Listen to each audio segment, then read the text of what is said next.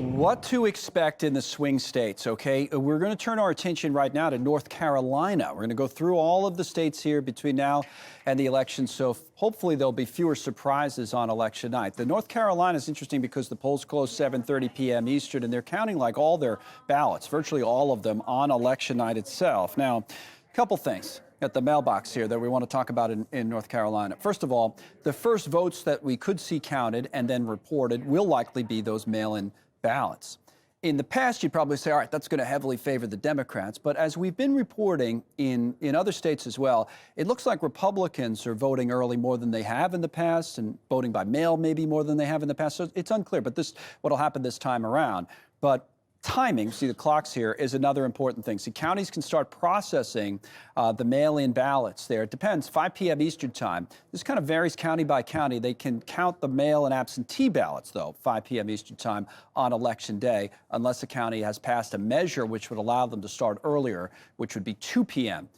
Eastern time. So, again, when you start to see things come in, this is where they're starting on election. I think at the end of the day, North Carolina, what the story's going to be, they'll be one of the first states, again, 7:30 close, and we might get some early reporting from them. You look back at the history of the processing, and we do have some examples like this race, for example, 2022. About a half an hour after they closed the polls, Senate candidate Sherry Beasley had a lead, 200,000 vote lead or thereabouts.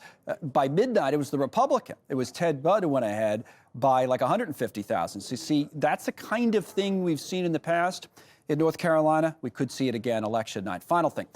Western part of North Carolina obviously is dealing with all the damage from Hurricane Helene. And that one thing that could help with that, the state legislature passed a measure allowing voters in 25 counties that are affected by Helene to drop off absentee ballots at early voting sites and county election offices anywhere in the state.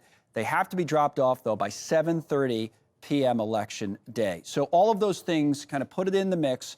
I would keep in mind with North Carolina when you're looking at our coverage on Tuesday night that this is one of the early states where we could get early results, North Carolina and Georgia. So early indicators about how the night is going. So that's North Carolina and what to expect.